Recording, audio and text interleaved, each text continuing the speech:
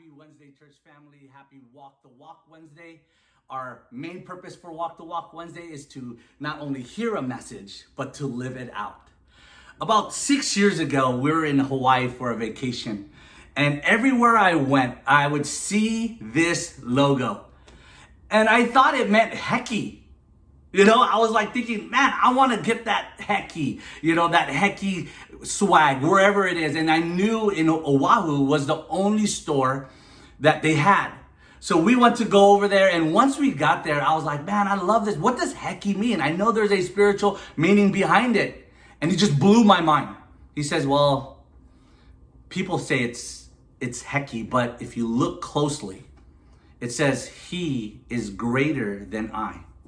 It blew my mind. I was like, boom, mind blown emoji, right? And I was like, oh, really? I was like, man, I even love this brand even more. And I just remember when I was like looking, when I bought this hat, I wore it with pride. Everywhere I went, I was like, yeah, this is an awesome hat. But you see, a lot of times, church family, we live our Christian life as a brand or a slogan. He is greater than I, we hear that. And I remember there were times where I probably wore this hat and I had the toughest day of my life. I take off this hat and just sit in my couch, sitting at home and just kind of like just thinking about how bad my day went. Not knowing that I had this reminder on my head that says, man, Albert, he is greater than I. And you see, church family, what we want to do today in this encouragement to walk the walk is not to live our life as a slogan or a brand, but we want to live our faith as truth. Because this past Sunday, we heard a passage that we kind of walk around that it is a slogan. It is something that we say as Christians. In the passage, and just to show it to you, because you've heard this a lot, right? In John chapter 8, verses 36, it says, therefore, if the Son makes you free, you shall be free indeed. I've heard preachers on the street say that. I hear Christians say that. But do we live it as a slogan or a brand, or do we live it as a truth? You see, when we look at this passage, it says, therefore, if the Son makes you free, you shall be free indeed. And we're like, yes, I want that. But what does that look like? If we go at the beginning of this passage, right? In verse 31, it says this. This is what Jesus says to those who were kind of combatant, who was fighting him, which was the religious leaders. And he says this, if you abide in my word, you are my disciple indeed. Or if you continue in my word. So how do we become free? Is that we sit next to, we live with. When it says abide, we have to live with God in our daily lives. You see, a lot of times we think, yeah, if the Son set you free, you're free indeed. And here's another slogan, here's another brand that we hear a lot of Christians say, but it's not a slogan or a brand, it's a truth. And this is what it says in the next verse. And you shall know the truth, and the truth shall set you free. We've heard politicians say this. We've heard people in arguments say this because they're arguing over the fact of the story. And they say, man, if the truth sets you free, you are free indeed, right? And we hear that a lot. Or you should know the truth, and the truth shall make you free. We hear these brands or these slogans just being spit out. But is it truth to you? Is it truth to me? And I believe when it becomes truth to us, it's only when it says here, if you abide, if you live, if you continue. It's almost like this, church family. I know there are a lot of things that we have, like habits that we, hobbies that we love to have, that we have. Whether we love to, cars or baking or even sports. But if you want to excel in all of those things, you don't get your advice from your neighbor. You get your advice from the best people, whether it be on YouTube or you go and find an awesome coach to teach you how to play basketball, football, baseball, whatever it is, and you would sit next to them. And you would spend days, weeks, months, and years just so you can get better and better. And when you look back from the first day to the day that you've been with this person, you look back and you say, wow, I've improved so much. Why? It's because you abided with them. You trained with them.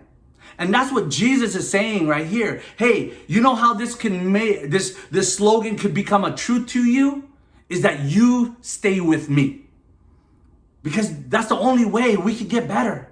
We sit next to the master, the one that can remove all of the sin from our lives, the little things. I remember people used to ask me, and part of my testimony was when I first came to faith, there was two things that I asked God to start to remove immediately. Number one, smoking and cussing. And when I tell them, when he did that, it was gone. And some people are just blown. They scratch their head and be like, how did that happen? I just said it just happened. I just sat with the master.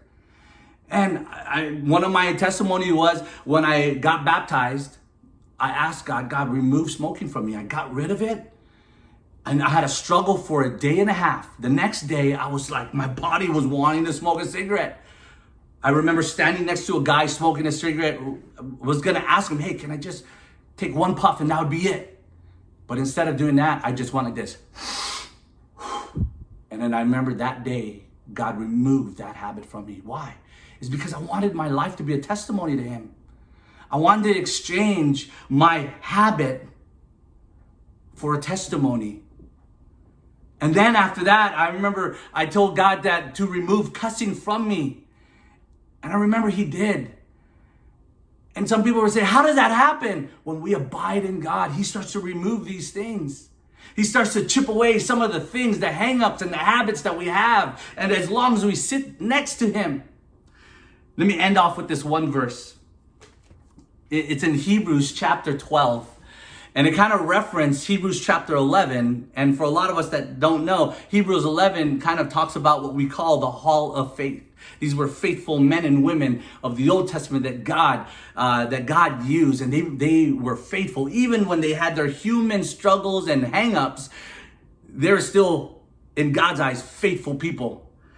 And it says right here in verse 12, chapter 12, verse 1, it says, therefore we also, since we are surrounded by so great a cloud of witnesses, which is chapter 11, let us lay aside every weight and every sin which is so easily ensnares us, holds us down, keeps us in bondage, and let us run with endurance the race that is set before us.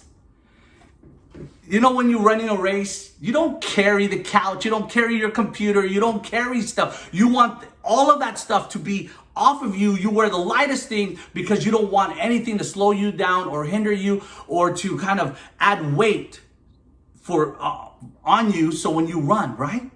It's the same thing with this journey of faith. God wants us to lay aside all these things. And you're probably saying to yourself, how do you do that, Albert?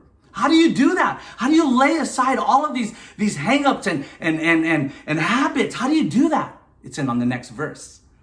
And the next verse says this, looking unto Jesus, the author and finisher of our faith, who for the joy that was set before us endured the cross. You see, when we lay aside all of the habits, all the things, all the hang-ups that we have, the sin, when we say, God, I don't want it, and you look to Jesus, what's at your back? All of your stuff. But a lot of times what we do is that, God, I want you to remove these things, and we go turn back to it, right? And we're looking right at our stuff. The stuff that we don't want anymore. But what this passage is saying is this, is that if we want God to set us free, we got to look to him and we got to abide in him and continue in him. So church family, this week, whatever your hang-ups or your habits, we can't live this Christian life as a brand or a slogan, but we have to live it as truth. And how do you do that? We look to the truth speaker, which is Jesus, looking unto Jesus, the author and finisher of our faith. And all the things that we don't want, we got to turn our back on it and look to Jesus. So church family, I hope this week you can walk this out. Have a great week, church family.